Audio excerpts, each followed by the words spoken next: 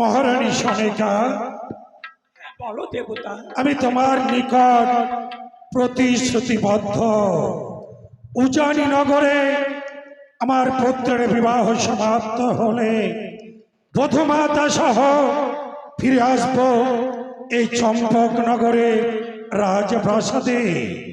তাহা দেখে আজ কি মনে হয় জানো সনিকা? কি মনে হয়? মনে হচ্ছে গোলক হতে নেমে এসেছে স্বয়ং লক্ষ্মী সহ নারায়ণ।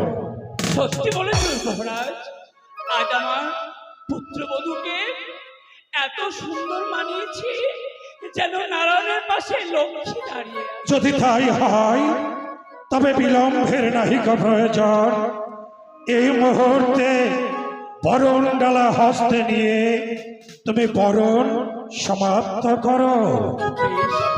তাই হবে। আর ততক্ষণ পর্যন্ত আমি আমার অন্তঃপুরে দেখে আসি কোন আত্মীয় স্বজন কে কোথায় কি অবস্থায় রয়েছে। বেশ। জয় শিব শম্ভ। লক্ষিন্দর, বৌমা, জানো বৌমা, হিন্দু শাস্ত্র মতে তোমাদের মুখ মিষ্টি করে তারপরে তোমাদের রাজঅন্তপুরে নিয়ে যাব। এসো এসো পুত্র, মুখ মিষ্টি করো।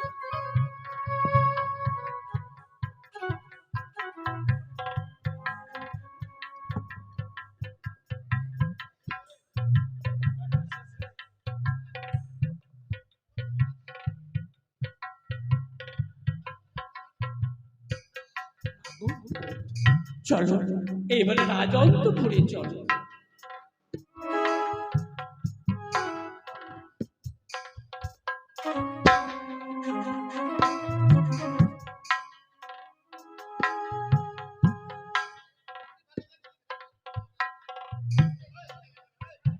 এসো এসো বৌমা, চলি মা।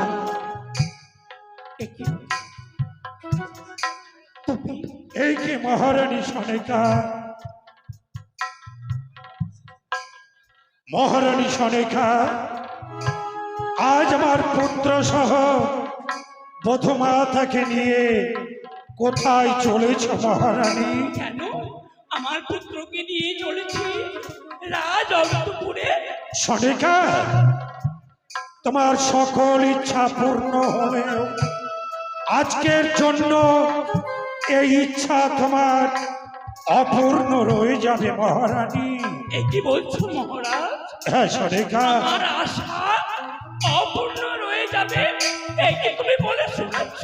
মহারানী সনিকা, এই বিবাহ আমার পুত্রের সাধের নয়, তাই বিবাহের পর তাহাদের রক্ষণাবেক্ষণে সুস্থ স্থান আমার আমার চম্পক নগরের রাজপ্রাসাদ নয় মহারানী। তাহলে তাদের রক্ষণাবেক্ষণে সুস্থ স্থান নির্বাচিত করেছি ওই সৌতালি পর্বতে লক্ষ লক্ষ লোহা দিয়ে সপ্ততাল পাতাল খনন করে ওই নিশ্চিত লোহভাসর ঘর, আর সেই ঘরে রাত্রি যাপন করবে আমার পুত্র সহ পুত্রবধূ বেহুলা লক্ষিন্দর। না আমি পারলাম না, তোমার সেই অনুমতি আমি রক্ষা করতে পারলাম। সনিকা, তুমি তো সবই জানো প্রিয়তমা, এই বিবাহ আমার পুত্রের সাথে নয়, জানি এ হচ্ছে বড্ড বিবাদের।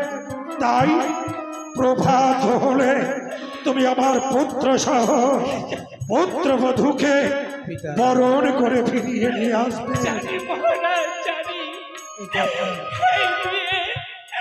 এই বিয়ে স্বাদের নয়, এই বিয়ে হচ্ছে বাদে। তোমার আদেশ আমি রক্ষা করতে পারলাম। পিতাগণ, লখাই, যাকে নিয়েই এত আলোচনা, একবার তো আমার মনের ইচ্ছা জানার দরকার ছিল পিতা, যে আমি সেই মায়ের কোল শূন্য করে আমি এই চম্পড়া পরিত্যাগ করে যাব কিনা। লখাই পিতা, বলো পুত্র। আপনি আমার পিতা, এই কথা সত্য? পিতৃ আদেশ পালন করার পুত্রের কর্তব্য, এটাও সত্য? তাই তাই এর চাইতে কঠিন আদেশ দিলেও আমি এক পাও পিছু হয়ে যাব না পিতা।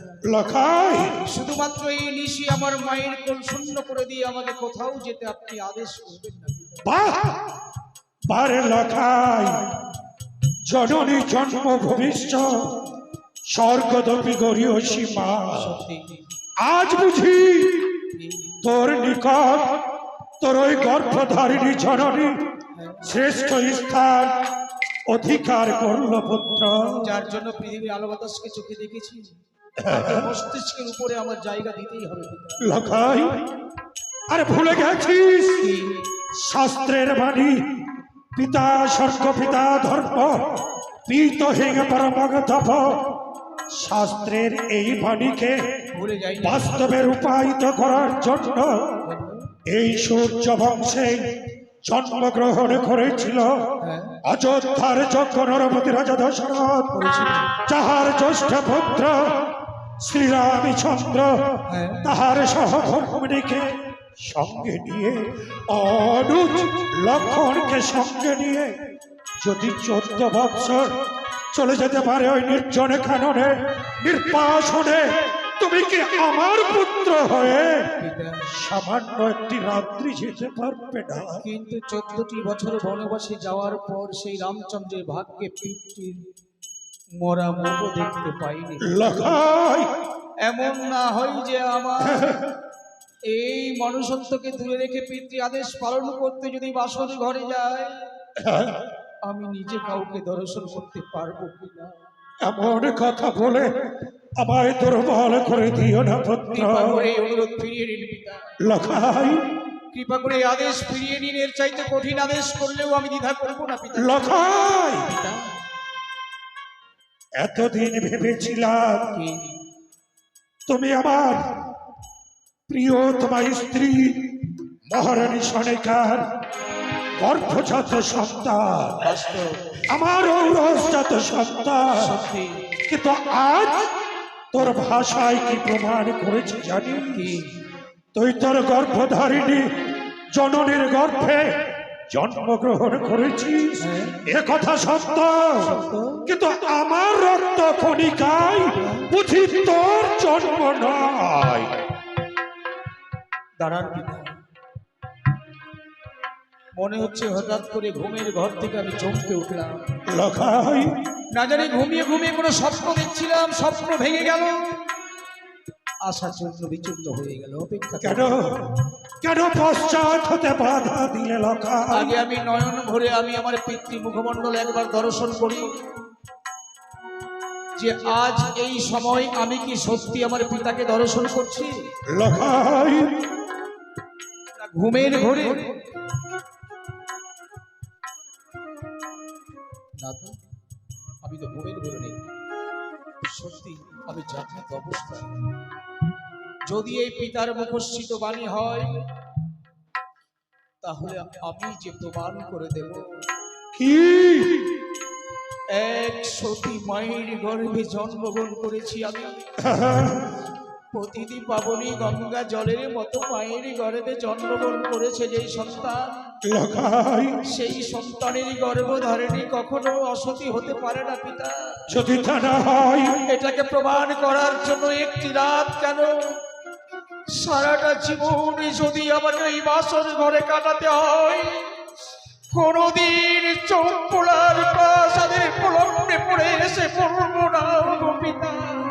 লখাই এ কথা যদি সত্য হয়, তুমি তোমার ওই গর্ভধারিণী জননীকে যদি গঙ্গা জলের মতো পবিত্র বলে উচ্চারণ করতে চাও, তাহলে এই মুহূর্তে আমার রাজপ্রাসাদের প্রতি মায়া মমতা পরিত্যাগ করে আমার সঙ্গে যাত্রা করো ওই সৌতলী পর্বত। রামায়ণের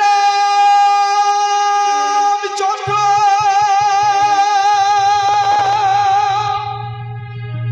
পিতারি কারো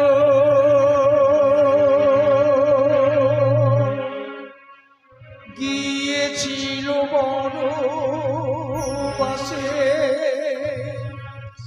ছেড়ে সিংহাসন লখাই আমারই কারণে পিতা ভাষালো জীবনের প্রতিদানে দুঃখ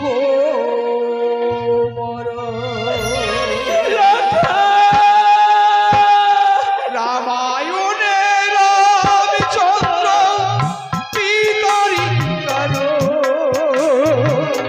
গিয়েছিল বনবাসে ছেড়ে সিংহাসন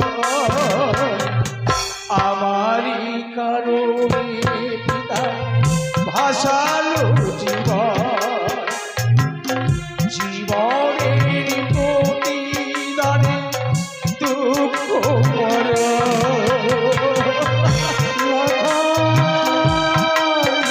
লখাই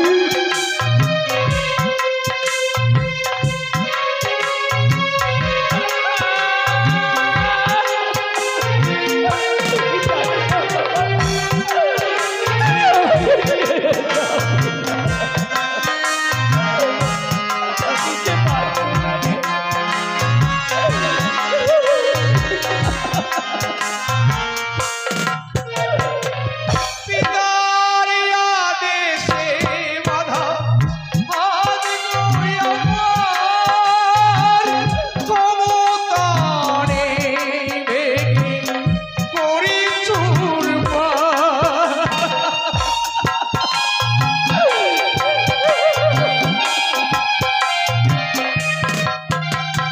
পিতার আদেশে বাধা হাত গড়ি আমার ক্ষমতানে ভেঙে করি চুরমার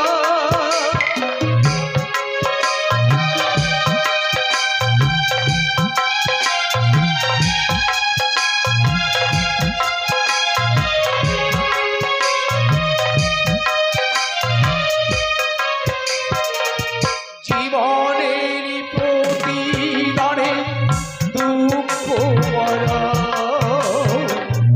আমারই কারণে পিতা ভাষালো জীবনের প্রতিদানে দুঃখ লখাই লখাই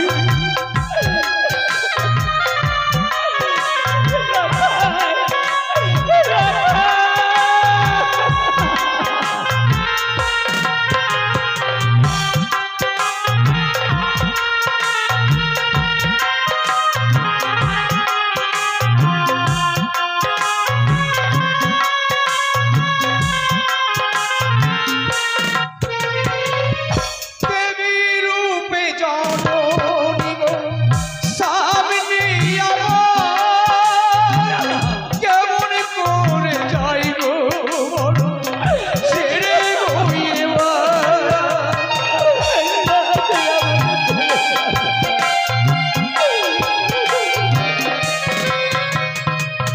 দেবী রূপে জননী গো সামনে আমার কেমন করে যাই গো বলো ছেড়ে গো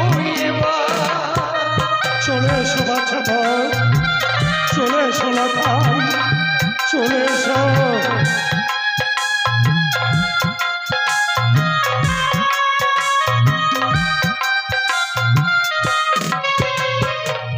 জীবনের প্রতিদানে দুঃখ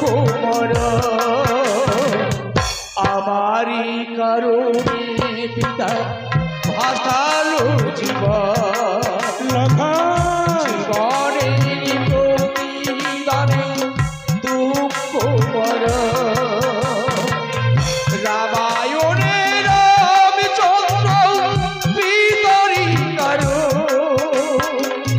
গিয়েছিল বনবাসে ছেড়ে সিংহাসন আমারই কারণে পিতা ভাষালো জীবন